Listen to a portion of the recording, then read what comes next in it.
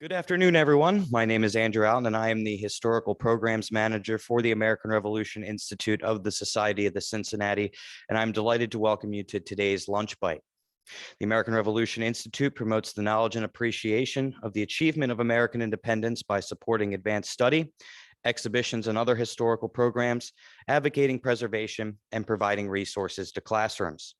Since 1938, the Society of the Cincinnati has done this work from its headquarters, Anderson House, a National Historic Landmark finished in 1905 as the winter residence of Lars and Isabel Anderson in Washington, D.C. Today's Lunch Bite features Library Director Ellen McCallister Clark discussing Dr. Benjamin Rush's Directions for Preserving the Health of Soldiers from our library collections and a feature of our new exhibition, Saving Soldiers Medical Practice in the Revolutionary War. Benjamin Rush's Directions for Preserving the Health of Soldiers reflected the ambition of physicians as well as the American leaders to apply the insights of contemporary science to the conduct of war. It emphasizes the importance of diet, dress, and camp hygiene to the maintenance of soldiers' health and was first published in the Pennsylvania Packet in September of 1777. At the urging of General Nathanael Greene, it was republished the following year in a pamphlet form by John Dunlap, who had followed Congress to Lancaster, Pennsylvania during the British occupation of Philadelphia. And shortly after that, the Board of War ordered 4,000 copies to be distributed to the officers of the Army. Ellen McCallister Clark is the library director for the American Revolution Institute of the Society of the Cincinnati here at Anderson House near DuPont Circle in Washington, D.C. The library houses a 50,000 volume collection of rare books, manuscripts, maps, and modern reference sources relating to the people and events of the American Revolution. A graduate of the University of North Carolina at Chapel Hill and the School of Library and Information Science at Catholic University, she was the librarian at George Washington's Mount Vernon from 1977 to 1988 before joining the professional staff of the Society of the Cincinnati in 1996, when she became the library director in 2002. Recently, Ellen was the curator of our newest exhibition, Saving Soldiers Medical Practice in the Revolutionary War, that is now on display through November 27th, 2022. Now, please join me in welcoming Ellen McCallister Clark.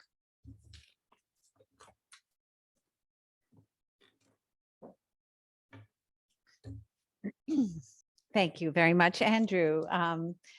My topic today is this wonderful, rare pamphlet, Directions for Preserving the Health of Soldiers, recommended to the consideration of the officers of the Army of the United States, written by Dr. Benjamin Rush and published by order of Congress in 1778. It is the centerpiece, or as I have been saying, the kingpin of our new exhibition, Saving Soldiers. The plan for this exhibition was hatched amidst the uncertainties of the pandemic, when we weren't completely sure when we would be able to reopen our museum to the public. Because we knew it would be difficult to arrange significant loans from other institutions who were in the same boat, we looked inward to find a theme that really spoke to the strengths of our collection. Very quickly, we landed on the subject of military medicine in the Revolutionary War, for which we have rich holdings in both the library and museum collections. It was a joy to work on Saving Soldiers. I really came to appreciate the depth and interconnections within our collections. Almost everything that is on display from the library, including the Rush pamphlet, is part of our Robert Charles Lawrence Ferguson collection, which honors the memory of a young member of the Society of the Cincinnati who died of wounds sustained in combat in Vietnam. And that 20th century parallel stayed on my mind throughout the preparations. Our subject, Saving Soldiers, Medical Practice in the Revolutionary War, is grim and even gruesome, and I'm sure you join me in being grateful for the wonders of modern medicine. But I hope you will find in our story the hopeful arc that we found. Without knowledge of microscopic pathogens or antibiotics, the doctors of the Revolution had no real ability to cure disease and infection. And some of their traditional treatments, such as bloodletting and purging, may have done more harm than good. But being men of science and of the Enlightenment, they learned from books and from their own experiences and observations to forge a new field of preventative medicine that emphasized order, sanitation, and cleanliness to keep the soldiers and sailors under their care as healthy as possible in the face of often brutal conditions of war. Although he served as a surgeon in the Continental Army for less than a year, Dr. Benjamin Rush was probably the most famous and influential American physician of the Revolutionary period, due in large part to his enlightened ideas about preserving the health of soldiers. We could hold a 5-day seminar on the life and career of the fascinating and controversial Benjamin Rush, so I thought I would give you just a few basics of his biography. He was born in Byberry Township, Pennsylvania, 13 miles northeast of Philadelphia on January 4, 1746. His father, John Rush, a farmer and gunsmith, died when Benjamin was 5 years old. At age 8, Benjamin was sent to live with an uncle who was headmaster of the Nottingham School in Maryland, where young Rush received his primary education. He entered the College of New Jersey, now Princeton, in 1759 and received an A.B. degree the following year at age 14. From there, he went to Philadelphia and began an apprenticeship in medicine under Dr. John Redmond. There, he met and attended the lectures of Doctors John Morgan and William Shippen, who had come to play leading roles in the establishment of the Army's hospital department during the Revolutionary War. In 1766, Rush went to Edinburgh to study chemistry, where he became a protege of Dr. William Cullen, who was considered one of the most progressive medical theorists of his time. Rush spent 3 years abroad, meeting Benjamin Franklin in London and traveling with Franklin's introductions to France to meet the leading surgeons and literati of Paris. Upon his return to Philadelphia, he set up his own medical practice and became a professor of chemistry. He followed the rising patriot cause with great interest and played a major, if uncredited, role in the writing and publication of Thomas Paine's Common Sense, including suggesting the title. Rush was elected a delegate to the Continental Congress in July 1776 and signed the Declaration of Independence. When he lost his congressional seat the following year, he turned to military service and was commissioned Surgeon General of the Middle Department of the Continental Army in April 1777. Working under his former mentor, Dr. William Shippen, who had succeeded John Morgan as head of the hospital department, Rush quickly became disillusioned and then outraged by the disorganization and dysfunction of the Army hospital system. He loudly voiced his complaints to Washington and to Congress, leading to charges of disloyalty, and he resigned from the Army in January 1778 to return to civilian practice. But it was during this rocky time that he made his most valuable contribution to the Army with the publication of his little pamphlet on preserving the health of soldiers. Rush understood through observation and experience the connections between sanitation and hygiene and the state of the soldiers' health. He was also influenced by the ideas of the Enlightenment, which emphasized humanity and compassion as key components in the treatment of soldiers in sickness and in health. Among the books that shaped Rush's practice was Sir John Pringle's Observations on the Diseases of the Army in Camp and Garrison, a pioneering work in the prevention of contagion and cross-contamination in treating the sick and wounded. First published in London in 1752, Pringle's work went through multiple editions and remained the Bible for medical practice for both sides during the Revolutionary War. This second edition of Pringle's Observations in our collection bears the ownership signature of Dr. Samuel Tenney, an American surgeon who treated casualties at the Battle of Bunker Hill. A commander's responsibility to protect the health of his soldiers was a new idea in the age of the Revolution, and it was to the officers rather than to his fellow surgeons that Benjamin Rush addressed his essay, Directions for Preserving the Health of Soldiers. Originally published as an article in the Pennsylvania Packet on April 22nd, 1777, The essay emphasized the importance of diet, dress, and camp hygiene in the maintenance of a soldier's health. At the urging of General Nathaniel Greene, it was republished the following year in pamphlet form by John Dunlap, who had followed Congress to Lancaster, Pennsylvania during the British occupation of Philadelphia. The Board of War ordered 4,000 copies to be distributed to the officers of the Army.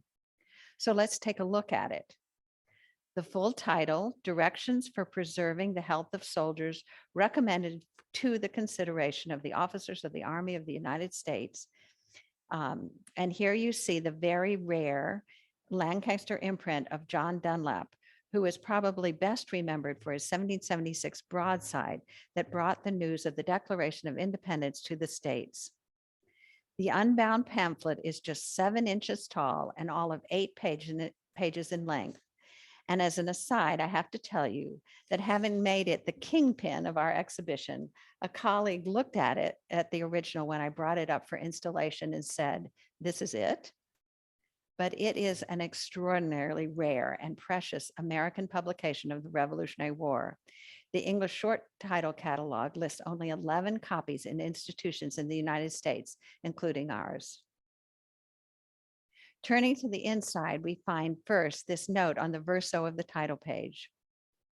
At the Board of War, September 5th, 1777, ordered that Dr. B. Rush be requested to republish in a small pamphlet certain directions for preserving the health of soldiers, published in the Pennsylvania packet number 284, with such additions and alterations as he shall think proper. Signed by Richard Peters, Secretary. And finally, to the text, which begins, directions, etc. Fatal experience has taught the people of America that a greater proportion of men have perished with sickness in our armies than have fallen by the sword.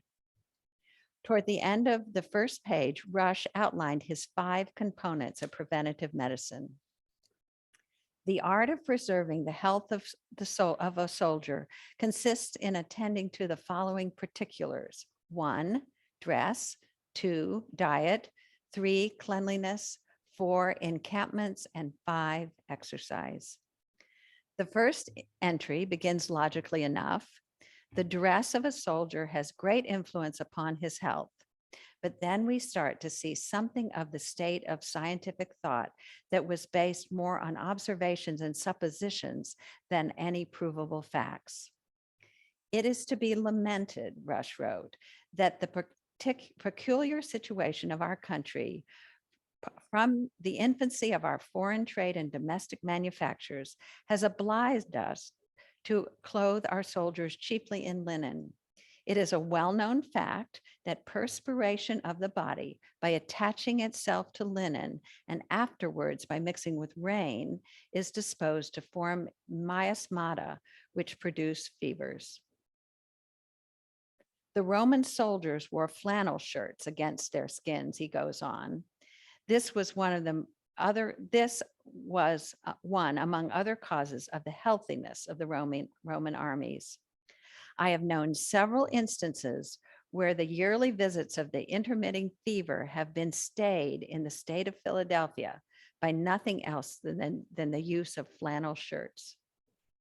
He cites dirty, unkept hair as another cause of disease and recommends that soldiers keep their hair short. Under diet, Rush could be your modern day enlightened uncle. The diet of soldiers should consist chiefly of vegetables. If every tree on the continent of America produced Jesuit bark, which is a natural remedy for the treatment of malaria, it would not be sufficient to preserve or to restore the health of our soldiers who eat 1 or 2 pounds of flesh a day. Rush was also opposed to drinking alcohol. The use of rum, by gradually wearing away at the powers of the system, lays the foundation for fevers, fluxes, jaundices, and most disease which occur in military hospitals. The third section of the pamphlet, Rush writes, "Too much cannot be said in favor of cleanliness. A soldier should be obliged to wash his hands and face at least once every day and his whole body twice or 3 times a week, especially in the summer. He also addressed the importance of washing clothes and cooking and eating vessels.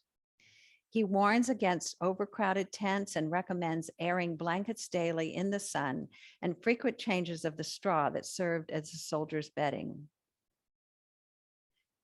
In section 4, Rush writes, the formation of an encampment is of the utmost importance to the health of the Army and offers advice about choosing high, dry, safe locations. The 5th section begins, idleness is the bane of a soldier. It exposes him to temptations not only to every kind of military vice, but to every species of military disorders. He recommended that exercise should be a regular part of a soldier's routine, whether on campaign or during winter quarters. Rush ended his pamphlet with what he described as a few hints which appear to be worthy of the gentlemen of the Army, concluding, lastly, consider your country and that your country and posterity look up to you for the preservation of the only means of establishing the liberties of America. The wisdom and eloquence of writers and orators have long since yielded to the more powerful oratory of the sword. All of our hopes, therefore, are in our army. But if anything can be added to these motives, consider further that there is scarcely a soldier under your command who has not a mother, a wife, a sister, or a child. These helpless members of society have made great sacrifices to their country when they urge the beloved objects of their affection to follow the recruiting drum to the camp. Whenever, therefore, your duty requires you should attend to the health of your men, imagine you see one or perhaps all of their female and helpless connections standing at the door of your tents or quarters and beseeching you to repair immediately to the tents and huts of your men and to attend to everything which reason and conscience tell you are necessary for the preservation of their health and lives. Benjamin Rush wasn't the only advocate of preventative medicine, but his Congress-sanctioned pamphlet did much to bring these practices into the mainstream of the Army. The year his essay came out in the Pennsylvania Packet, George Washington issued a general order concerning cleanliness of the camps, which was published as a broadside. It is extremely difficult to persuade soldiers that cleanliness is absolutely necessary for the health of the Army, Washington advised his colonels in command of the regiments. In his general orders on health and hygiene in military camps, he cited Moses as the wisest general who ever lived, invoking the rules of cleanliness laid out in the Bible as the model for the Continental Army. General Steuben, whose system of order and discipline had transformed the troops suffering through the winter of Valley Forge, was also an advocate of camp hygiene. His regulations for the order and discipline of the troops of the United States, published by order of Congress in 1779, included a chapter on necessary regulations for preserving order and cleanliness in the camp, directing the correct pitching of tents, digging of latrines, locations of the kitchens and slaughterhouse, and the proper disposal of animal carcasses. The soldiers were not permitted to eat in their tents, and straw and bedding were to be aired for 2 hours when the weather was fine. Fires were not permitted anywhere but in the kitchen. The enforcement of Steuben's regulations on cleanliness remained a frequent theme of Washington's general orders, as you can see here in this page from the orderly book of the 6th Pennsylvania Regiment in 1779, directing the appointment of a subaltern officer whose particular duty will be to visit the huts regularly twice a day, see that the camp is kept clean and free of filth. In short, all matter relative to preserving good order, cleanliness, and decency are strictly observed, as he will be accountable for the least neglect of this order. Russia's promotion of a largely plant-based diet for soldiers reflected new ideas connecting nutrition and health.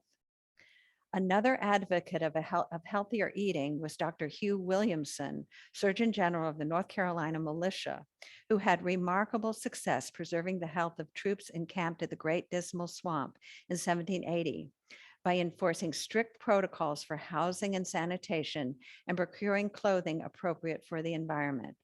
He also instituted improvements to the soldiers' diet, supplemented by daily foraging for edible plants. He was able to report at the end of the winter encampment that out of a force of up to 1,200 men, only 2 died from disease and none had been granted sick leave. And although this broadside, a receipt for a cheap soup for 6 persons, was published for use in the training camps of the British Army, it reflects new ideas about healthful diet that were also circulating in America. The versatile recipe makes a hearty vegetable soup created out of what was in season and available, enriched with grain and only a ½ pound of meat, and enlivened by a variety of herbs and seasonings. The soup, the broadside promises, could be made for just a penny a serving and will be a very wholesome and pleasant food and will serve very well on the tables of the rich as well as the poor. Reflecting Russia's advocacy for exercise as a critical component of preserving and maintaining a soldier's health, we have featured in our exhibition this treatise by French military physician Clément Joseph Tissot, Gymnastique médicinale et chirurgicale.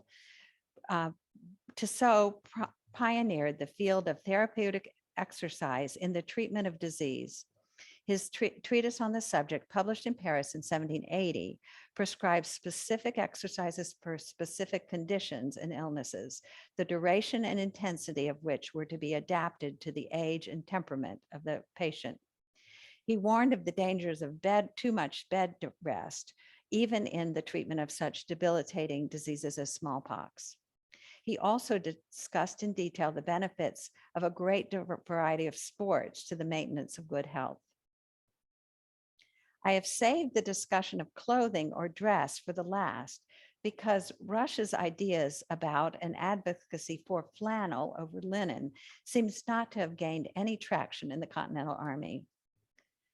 But the idea that adequate, weather-appropriate, clean clothes were essential to a soldier's health and well-being was fully embraced. In May 1780, George Washington sent a plea to Congress requesting relief for his troops who were suffering under dire shortages of food, clothing, and pay. Hearing of this, a group of women in Philadelphia organized a fundraising drive across the city, raising $300,000, albeit that was in depreciating continental paper money, by the 4th of July. Although the ladies hoped to distribute the funds directly to the soldiers, Washington persuaded them that nothing would be more beneficial to his troops than a supply of new linen shirts. By the end of the year, the ladies had arranged for the sewing of more than 2,000 shirts, shipping them to Washington with the hope that they be worn with as much pleasure as they were made. The Philadelphia Ladies Association was led by British-born Esther de Burnt Reed, the wife of Joseph Reed, president of the Supreme Executive Council of Pennsylvania during the war. Esther Reed is believed to be the author of the anonymously published broadside, The Sentiments of an American Woman, which called upon women to make personal sacrifices to support the American cause. The success of the Philadelphia Ladies Shirt Drive inspired similar campaigns in other states. In this letter, James McHenry, an aide to Lafayette, informed Mrs. Samuel Smith of Baltimore that the delivery of shirts and linens, madam, you, madam, and the other ladies so benevolently provided for the Maryland troops had been delayed due to General Cornwallis's movements across Virginia. From what the troops have done and suffered, the ladies could not have chosen objects more deserving of their donation, McHenry wrote, adding that it does not always happen that youth, beauty, and the virtues so deeply concerned in such splendid acts of goodness and patriotism. Following his brief stint in the Army, Rush returned to Philadelphia to teach and practice medicine, becoming chairman of the Institutes of Medicine and Clinical Practice at the University of Pennsylvania. He continued his work in preventative medicine, as well as pioneering studies on mental health. In 1812, he published Medical Observations upon the Diseases of the Mind, which is considered one of the pioneering works on psychiatry.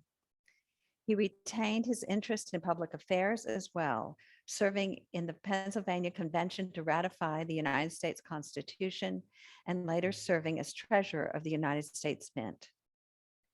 While he was generally greatly respected and admired as a leading American physician, he had his detractors in the field, especially as he doubled down on his aggressive use of bloodletting and purging to treat most disease when the medical establishment was beginning to move away from this ancient practice. Late in his life, Benjamin Rush returned to one of the guiding sources of his early medical education, editing and publishing in 1810 the first American edition of Sir John Pringle's Observations on the Diseases of the Army, a work that had shaped the practice of military medicine for the revolutionary generation. Dedicating the new edition to his medical students at the University of Pennsylvania, Rush wrote that it was his aim was to increase and diffuse medical knowledge in the United States from a source to which physicians and learned societies have done homage in every part of the world. Benjamin Rush died of typhus on the 38th anniversary of the battles of Lexington and Concord, April 19th, 1813, at age 68. On his deathbed, he demanded to be bled against the advice of his doctors, which probably hastened what would have been his inevitable death from what was at the time an incurable disease. His lifelong friend and fellow veteran of the Revolution, Dr. David Ramsey, delivered this eulogy on his life to the Medical Society of South Carolina. Of Rush's contributions to the American Revolution, Ramsey wrote, "In this event he gloried, and from it he expected much good, and that of no common kind. While others counted on the increase of commerce, the influx of riches, the high rank of nations which awaited the new formed states, Dr. Rush's attention was preferably fixed on the expansion of the human mind likely to grow out of independence." Thank you.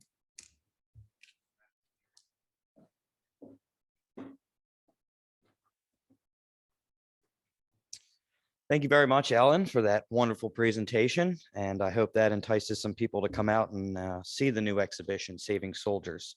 Now, before we officially conclude today's program, I would like to invite you all to visit the events page on our website, www.americanrevolutioninstitute.org, where you can learn more about our upcoming historical programs. Our next historical program is a lecture that will be held this next Wednesday, April 27th at 5:15 p.m. Eastern Standard Time at the Charleston Museum in Charleston, South Carolina, and will feature the Dr. C. Bradley Thompson discussing America's Revolutionary Mind, a Moral History of the American Revolution. Both in-person and virtual Zoom registrations are open for that. So please visit our website for more information regarding registration. So with that, on behalf of the American Revolution Institute of the Society of the Cincinnati, thank you all for joining us, as well as your continued support for our mission. I wish you all a great afternoon, and until next time, take care and thank you.